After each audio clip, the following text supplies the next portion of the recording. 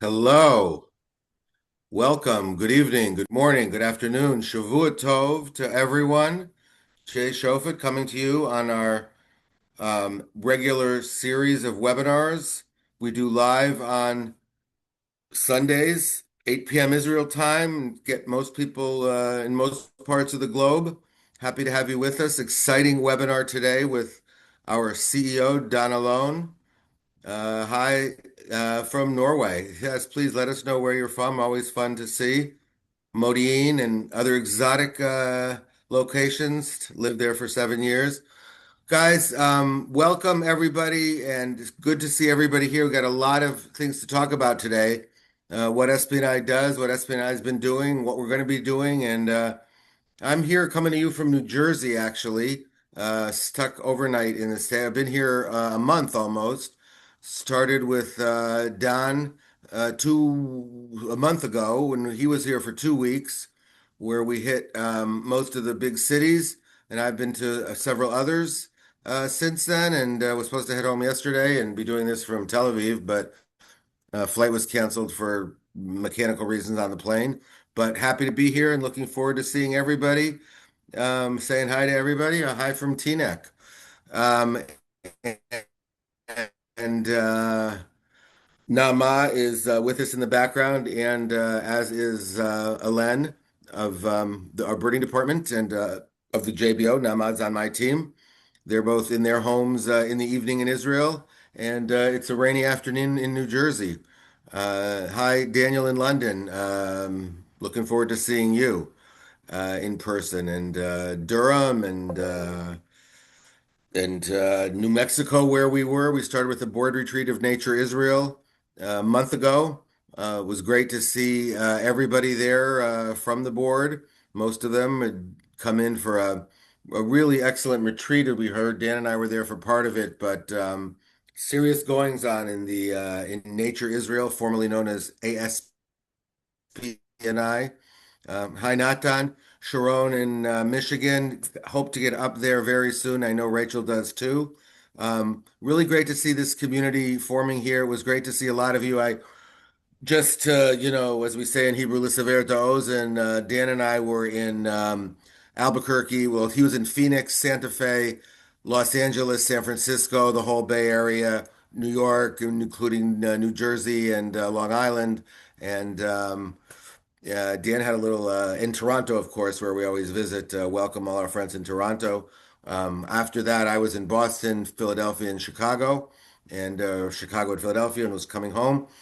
Hi, a lot of people in New Jersey. Great to see everybody here. We're going to get going in just a minute, and we'll be with you for an hour and talking about just so many things, how nature is helping to heal a traumatized nation, how we're rewilding Israel's lost wetlands and protecting Israel's seas and ecological corridors and so much more.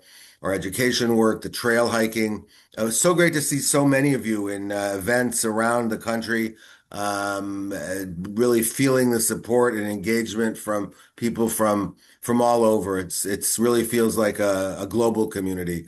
Um, Places in the globe we haven't touched too much yet, but that's on our agenda too because SPNI is it's too big and too important to be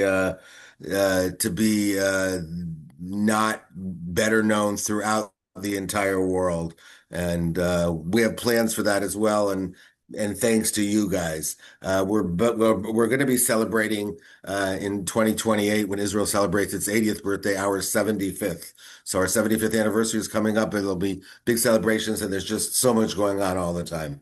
Anyway, welcome everybody. Welcome, Don. It's great to see you. I wish I were seeing you closer up from Israel, but you're at your home in Kfar Bilu, as I understand, and it's great to have you here. Dan has been CEO since 3 months before October 7th of SPNI, but he's, I believe, close to 30 years in SPNI as head of the birding division for many, many years, and his background as a birder and in the original restoration of the hula is historic, and spent a couple of years as the deputy CEO for Nature Protection. now going on 3 years as CEO. And really, I'll just say on a personal and professional note that SPNI's response since October 7th, both in terms of nature healing and in terms of being the ecological voice in the rebuild, and we're going to talk about that, the ecological, the being the ecological voice in the many interests looking to help rehabilitate. Um, and while we haven't skipped a beat in all of our regular work. So Dan, looking forward to this presentation, and I'll be asking you some questions at the end. And please, people, if you have questions for Dan, put them in the question and answer if you can, and we'll get to them at the end. So thank you, Dan.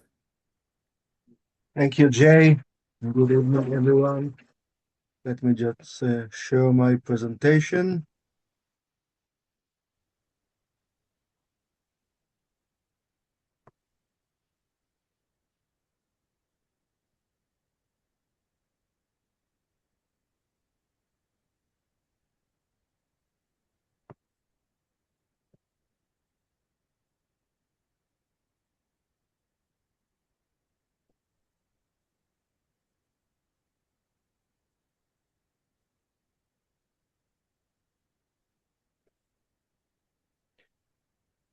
Okay, so good morning, good evening. I don't know where are you, but for us is good evening. As Jay mentioned, I'm in Kfar Bilu in the center of Israel, just between Tel Aviv and Jerusalem. And it's a huge pleasure to present again in this wonderful forum. Um, just as Jay mentioned, I just returned 2 weeks ago from 2 very intensive weeks in North America, the United States, and Canada, visiting, I think, 6 states in the United States, plus Ontario and Canada. So it was very intensive. We met many people, and it was a great trip.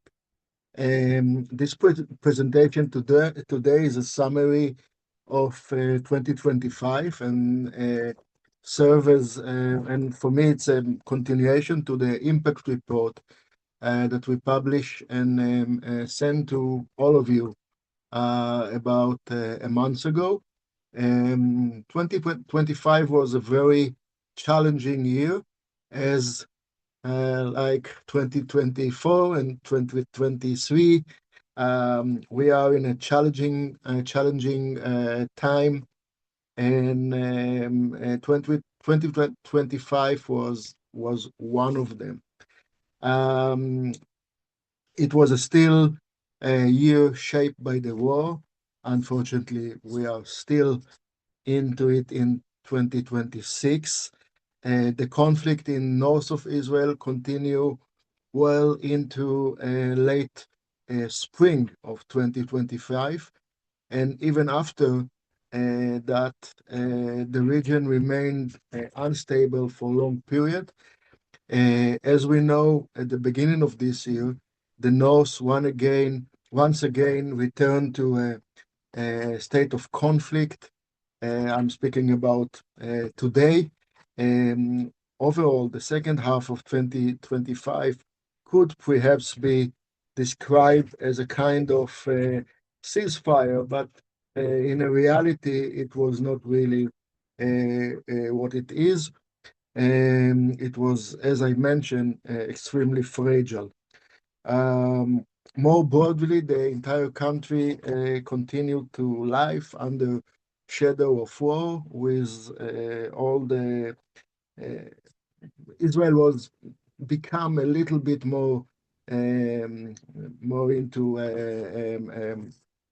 in practice was okay, but still the war was everywhere, and I think it was impact a lot on our work. So the presentation today will show how we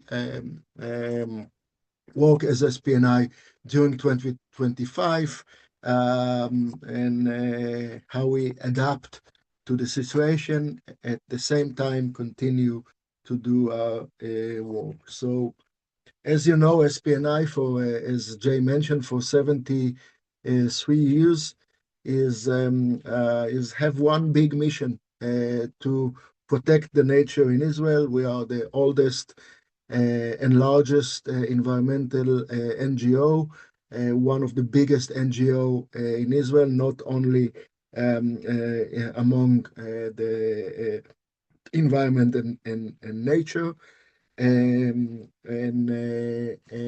so we still have the big mission to protect the nature of Israel. We still was very much into the planning work of Israel, the try to impact on decision making in the politics of Israel.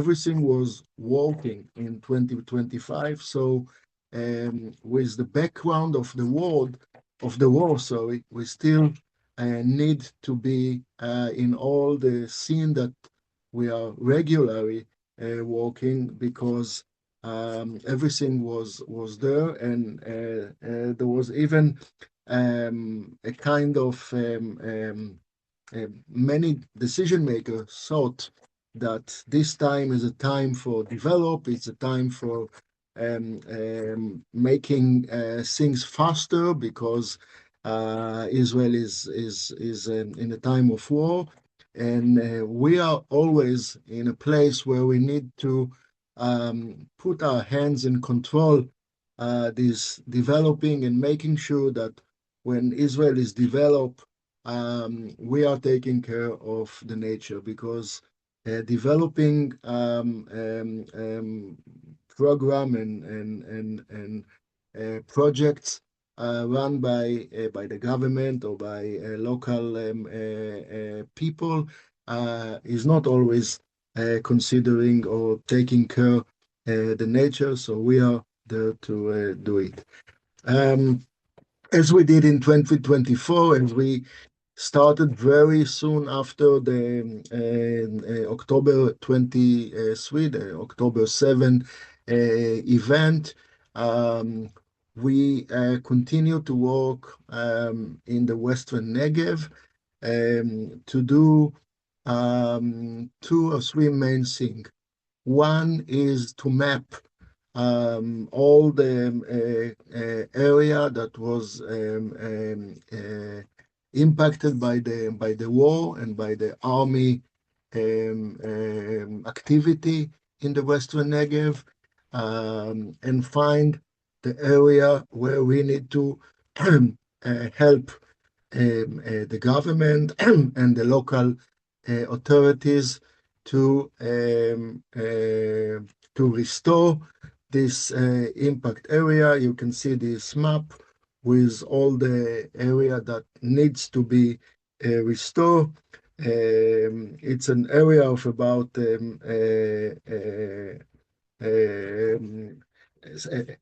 1,700 acre that we map, and we work with the government to making sure that this area is taken care.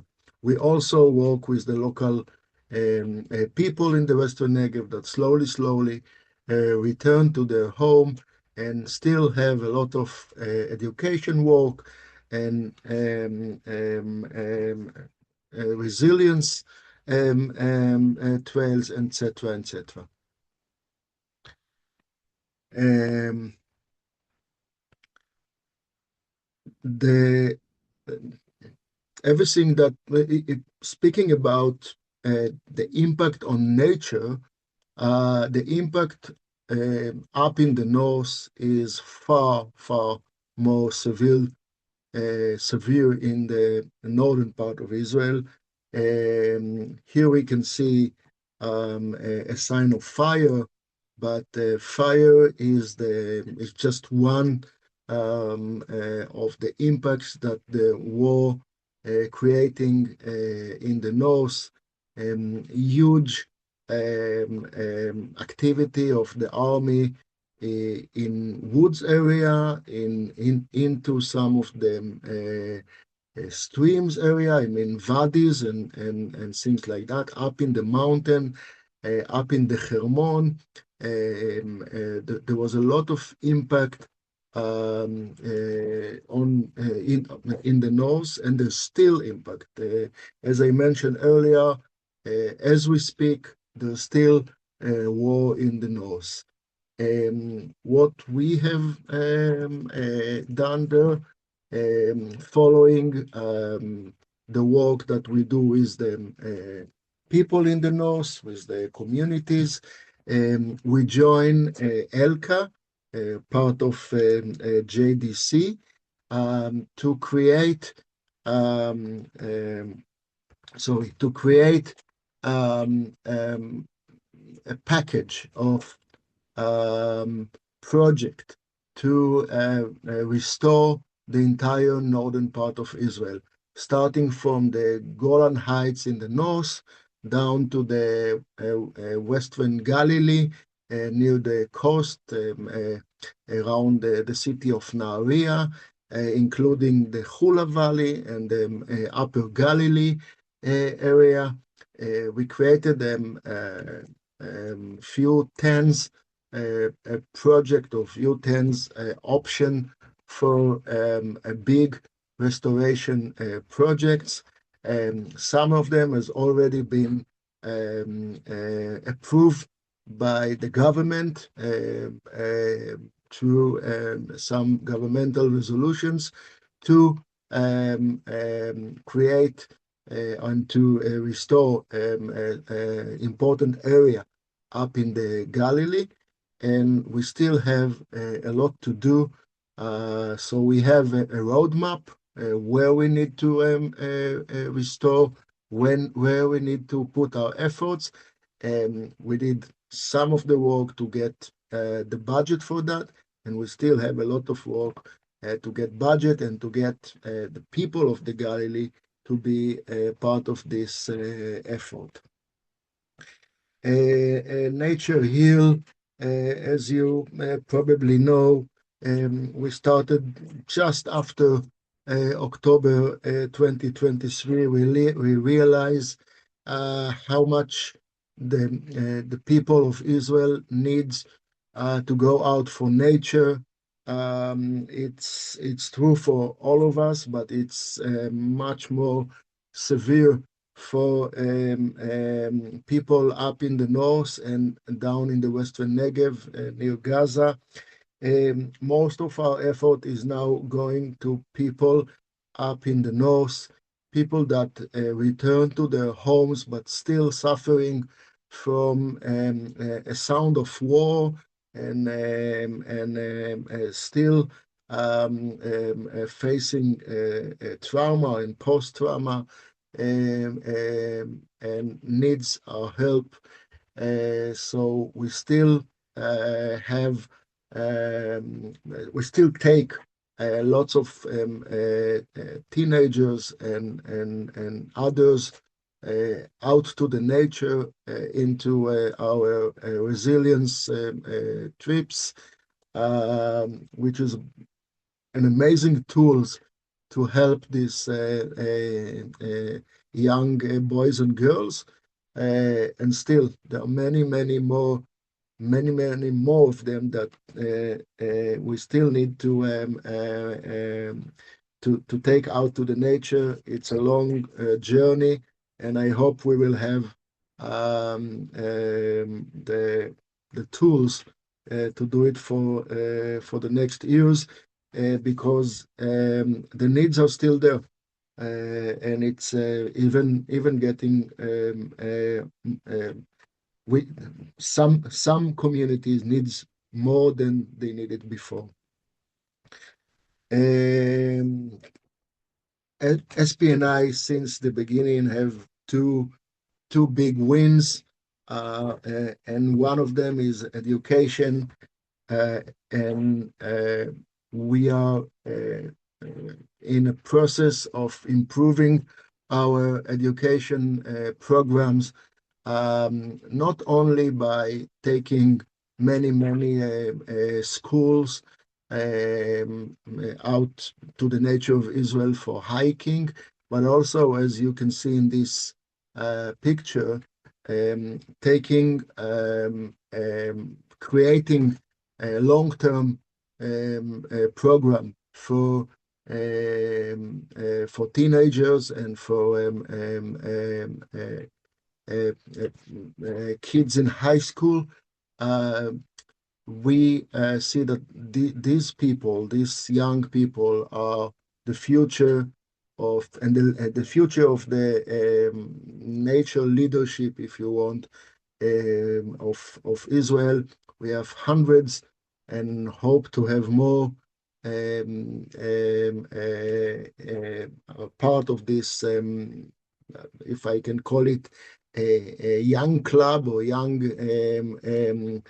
leader club. But as all our education work is now in a time of improving, we want to see more kids and we want to do more impact. I want to mention here that about 40% of our education work is focused in the Arab sector of Israel. It's all the Arab language sectors in Israel, Muslim, Druze, Christians, all of them. We are very proud. It's very important that I would say big part of our education system is in the Arab sector. Just a few months ago, we got them.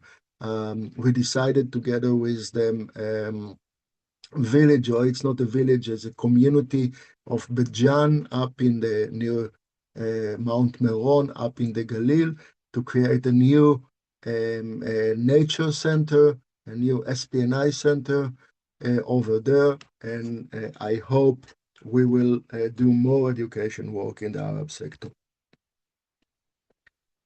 Um, as many of you know, and I hope that some of you has been witness to the a few webinars that was presented by our Blue Half staff, the protecting Israel as sea, the Mediterranean and the Gulf of Eilat, the Gulf of Aqaba, is so important. Here, the picture is from, of course, from the Gulf of Eilat, because 2 years ago, 3 years ago, we realized that when we walk very deep into the Mediterranean, and when some people believe that the Gulf of Eilat is fully protected, we realize that it is not fully protected and it's need a lot of effort. So 2025 was the second year, but it was, I would say, the first year that we were fully walk into not only into the Mediterranean, but also in the Gulf of Eilat. The strategy in the Gulf of Eilat is very similar to the Mediterranean. As many of you probably knows, our strategy is to is to protect 30% of the territorial water of Israel and 30% of the economical water of Israel. We started with 0% protected in the Mediterranean, and we're now around 7%. So we still have a long way to go. But so here it's say 8%. So I will follow that. So we are in a good way to achieve our goal there. As for the Gulf of Eilat, the only protected area in the Gulf of Eilat is the Coral Beach in the southern part of the Gulf of Eilat, just near the Field Study Center of SPNI. But there's most of the Gulf is not protected, and so we have a lot of work to do there as well. So protecting the seas of Israel is one of our challenging and most important project that we have at the moment. Um, and we keep working for a better streams in Israel. We can call them rivers, if you want. After coming back from North America, what we have is not really the river that you know from North America, but we like our streams, our rivers, and they need a lot of protection. So we're still working to making sure that the rivers of Israel is fully protected. We still have a long way to go there. I want to emphasize here that we last year, 25, we also decided that we need to put more effort into the southern part of the Jordan River, the southern part that at the end goes to the Dead Sea. Again, a webinar was presented here, I think, a few weeks ago about our plan to try and put a lot of restoration effort into the Jordan, and as part of it also into the Dead Sea. So this is the Jordan River become a big portion of our river project. Teva Biz is project that we are running for, I think, for more than 10 years now, working with corporates in Israel. It's not only corporates, it's corporates and agriculture and municipalities to create a better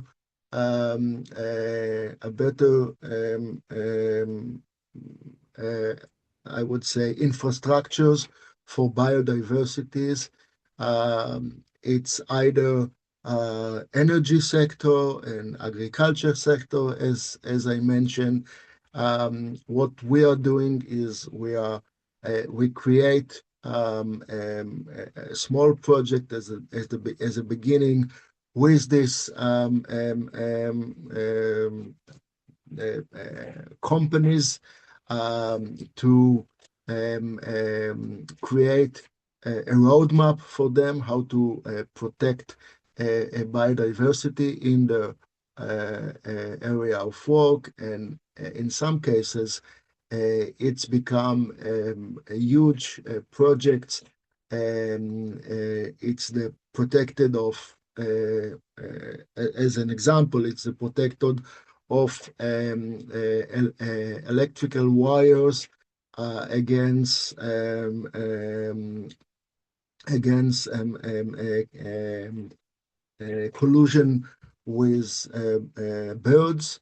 And it's another big project is reducing dramatically the light over highways in Israel. Light pollution is one of the biggest problem, I would say, to the quality of habitat in Israel. So Teva Biz is a huge player to make the corporate in Israel better in protecting biodiversity. Um, 2026 is challenging again. We still have the same problem as 2025. The government of Israel is fully focused into the war and the impacts of the war, and no mention that Israel is facing election soon. So most of um, um, the uh, the people are there now, and we need to do our work in a situation that there is hardly any focus into these issues. But we are in a time of huge developing of our restoration and rewilding work. The picture that you see here is from the Kabara. The Kabara is on the Mediterranean coast near Kibbutz Magan Michael, under just near the city of Zichron Yaakov, south of Haifa. It's going to be about 2,000 acre of wetland that was dry in 1923. And as you can see, it's going to be one of the biggest wetland of Israel soon. We are in the beginning of a very challenging project in the eastern part of Israel, near the Jordan River, in the near the city of Bet Shean, about 600 acre of fish farms and fields that was developed just near the Jordan River that are going to be beautiful wetlands. It's a very I would say special model to upscale our areas and for restoration.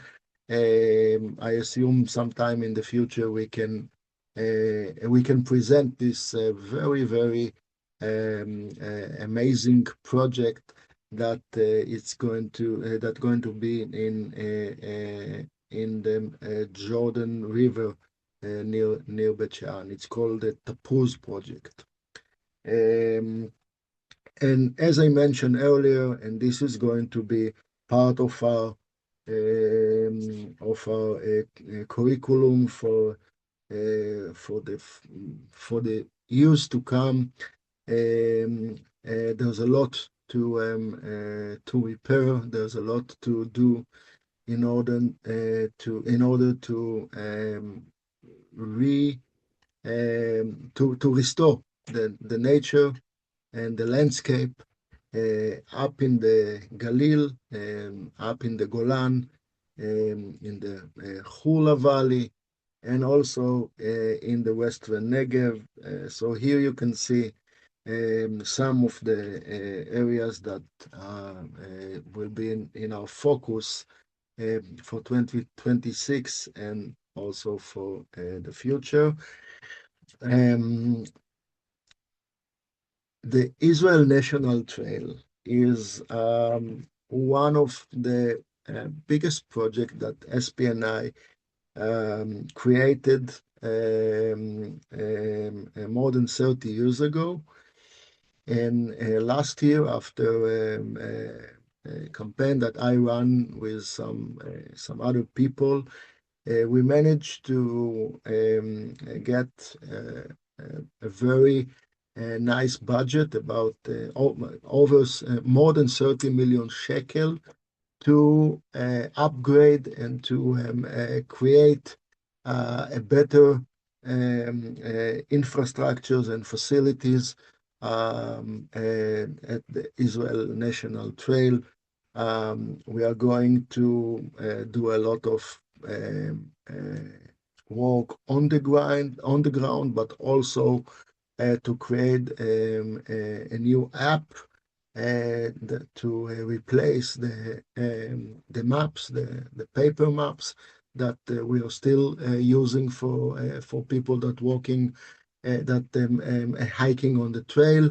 Um, there's going to be a new camping sites along the trail, and a new area for drinking water, and a better a way to go through some of the nature reserve that today require some challenge to cross them, but this project is going to taking care of this problem.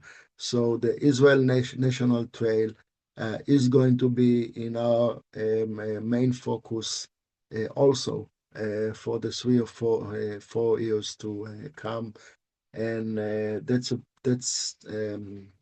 a great project for us. Um, Last but not least, but the last thing I want to say today, after 70, more than 70 years in the southern part of Tel Aviv, in mainly in two houses near the central bus station of Tel Aviv. SPNI will have a new house soon. It will be sometime probably in December. A new house is a great celebration for us. The area where we are now is under a very dramatic developing now, and it's suffering from a lot of other problems. So it's time for us to move for a new house. And it's not only a new house. We work very hard to improve our digital infrastructures, and so there's a lot of change and a lot of effort to make SPNI a better organization to make a better impact on our nature. So thank you very much. Thank you for your support. It's great to see many of you when I just travel in the US, and it's great to see you here in this webinar. And I'm happy to Jade for your question. Thank you very much. Absolutely. Wow, Dan, thank you very much. I even learned a lot. Um, really interesting. And I have my own questions, but I want to be respectful of a couple of a couple of our prominent supporters who I believe you've seen. I think, did we not see Natan in, we didn't, you didn't see Natan either in Santa Fe just now, did you? But we've seen Natan in Israel. And I'll give you two questions at once. Natan is asking about if you could say a little bit more specifically about what we're doing to protect the seas. I don't mention if, I don't know, the fishing reform. I thought you mentioned quite a bit, but there's, especially in the Red Sea, maybe what the risks are.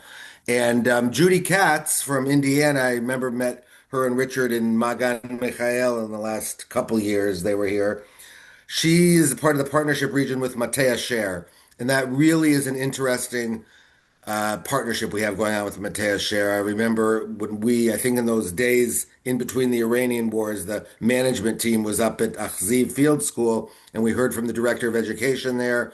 And, he told us about the great partnership we already had. And since then, there's been another war, and we're developing it. So maybe a little more about that partnership. And thank you, Judy, because it would be great to get the Federation Consortium perhaps involved with that as well. So, first two questions.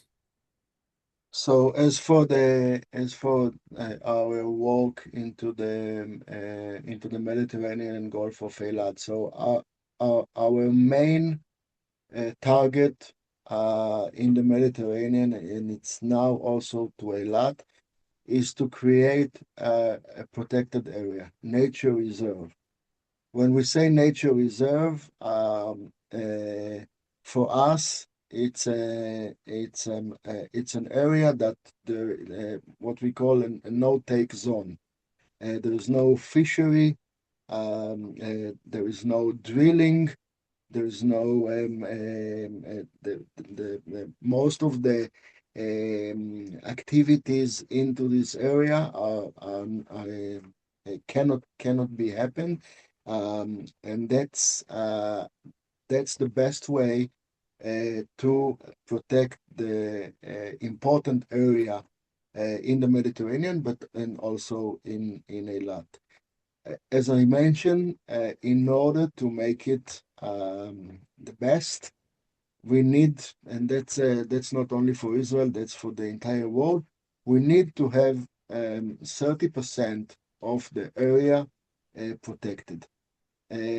So some may say, well, what do you mean by protected? So the work that we are doing, because much of the work that the planning system of Israel is now looking into the sea, for if it's drilling, if it's creating infrastructures in the sea, it can be energy project, it can be fishery projects, and we are there to map the important sites where the most important biodiversity area, and together with our partners to make this area fully protected.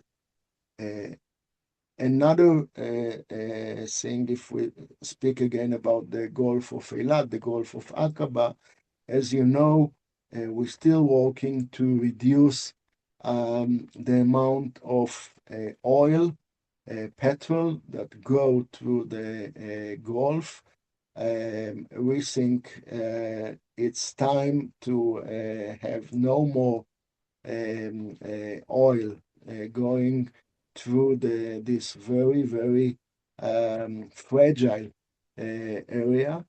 And as we all know, a small leak by a big boat carrying a lot of oil can create a huge damage to this fragile area. So we are working also very hard to make sure that there will be less oil going through the Gulf. Also to making sure that there is a dramatic reduce of other um, things that going into the Gulf. It can be sewage, it can be chemicals. The Gulf is very fragile, and we need to work to make sure that the Gulf is fully protected. We did a lot of work to reduce the light that impact the sea. Some of you may say, "Well, why? I mean, nice light along the walks near the coast." So, a fragile area like the Gulf of Eilat, with all the very important biodiversity, is suffering a lot from light pollution. So all this action is what we are doing to protect the Mediterranean and the Gulf of Eilat. What was the other question about Mate Asher? Matea share, yeah. So And Mate Asher is in the western part of the Galil, near the border of Lebanon. It's a long area that started about from the city of Nahariya, going east to the area of Ma'alot and Shlomi. And we have a very big partner, a very good partnership with the municipality. When I say partnership, I mean we many of our resilience trail resilience trips was with the kids of Mate Asher. And now we're creating a permanent education center there with pre-army program kids that have will have the 1 year pre-army program there working with the community, but at the same time it's a very important area, so we work with the municipality to plan a better restoration for this area.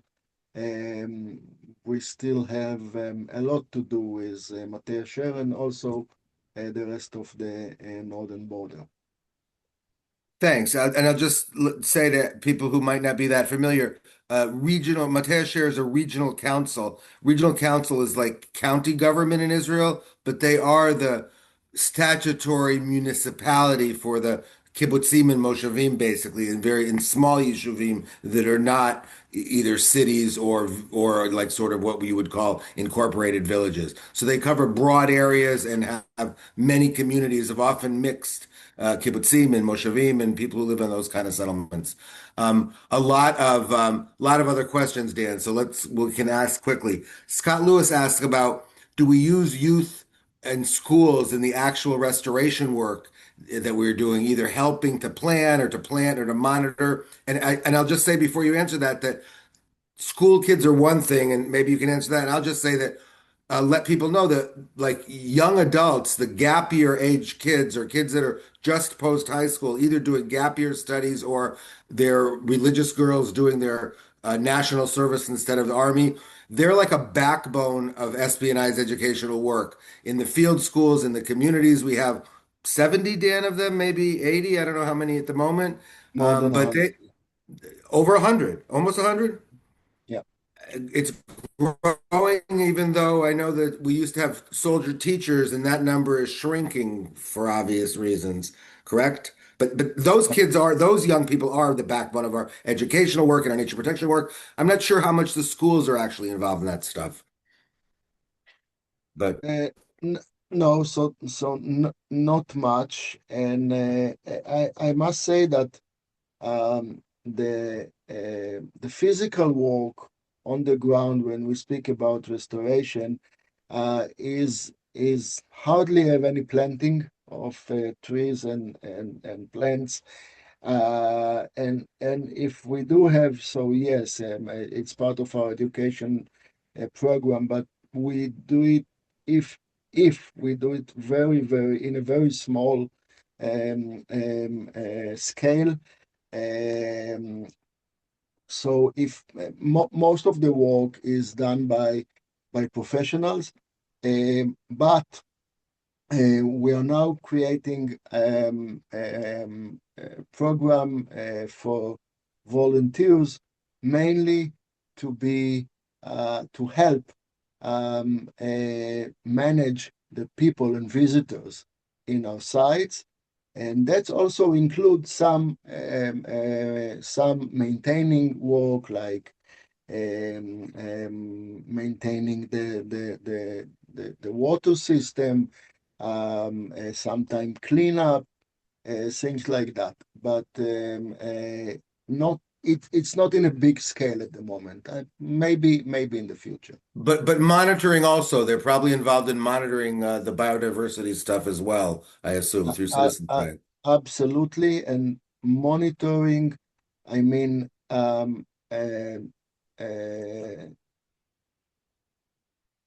people that, especially for birds, but it's not only bird, it's butterflies, it's flowers.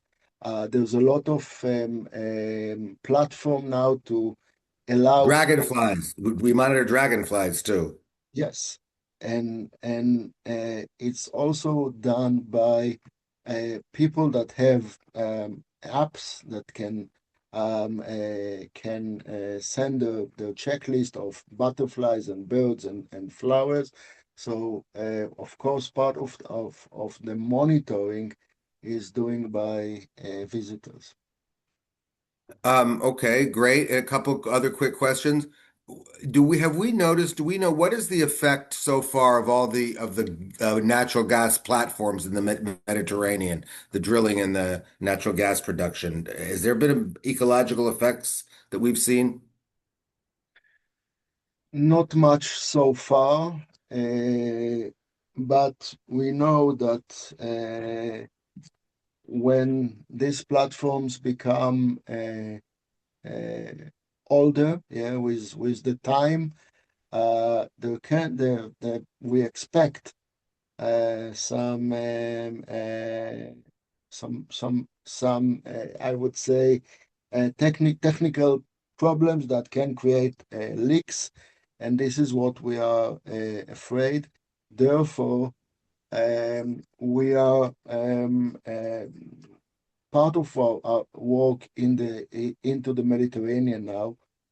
Fortunately, as far as I know, there is no plan for the Gulf of Eilat. But as for the Mediterranean, Israel wants to upscale the amount of drilling, and we are working very hard that the fragile area and the most rich biodiversity area will be far away from this drilling. Because even if this platform are very modern and very well maintained, it's only require a small mistake made by somebody on the platform to create a huge damage. So not yet, we don't know of any big impact so far, but we always expecting something to like that to happen.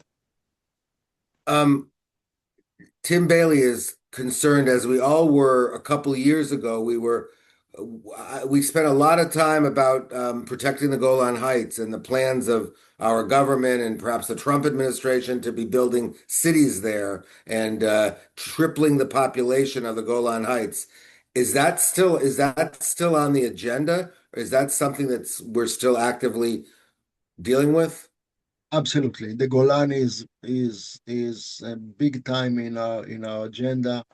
It's a work we do together with the Nature and Park Reserve Authority. We just managed to bin a very large um, um, um, solar panel farm in a very, very unique area up in the northern Golan area. It's a great success. We managed to reduce the amount of new settlements up in the Golan. Yes, we are working very hard to protect the Golan. It's still very high up in our I, but I agenda. guess I'm also asking though, is it still high up on well, the current government is about to end, I guess, so it doesn't really matter. But up until the last few months, were they still pushing Yes, those ridiculous development plans? Yes. Okay. yes. Two more questions here, and maybe more will come in, but we're 5 minutes before the hour. One is, the first slide of your presentation was from the Gazelle Valley, and the person who asked is what's any plans for the Gazelle Valley over the coming year? And I mean, we just have to say that if you haven't seen the Gazelle Valley in the last year, less than a year since the visitor center opened.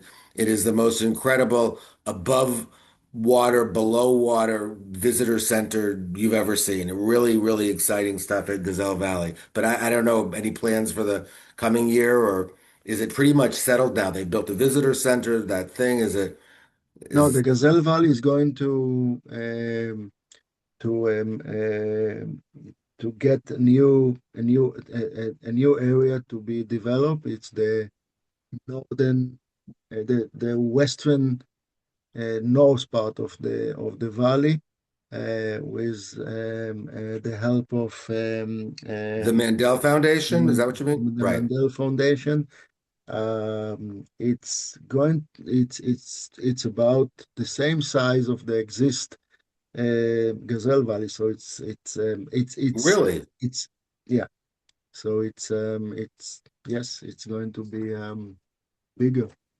Wow, that's planned for this coming year? Yes. Wow, amazing.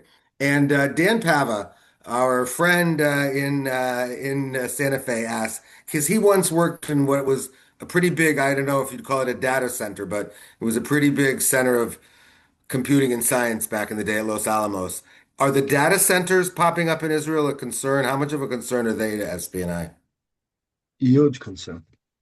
In terms of land, in terms of energy, in terms of water. It's a huge concern, and we just working very hard to prevent a big project of data center in the middle of the desert, really in a very important area.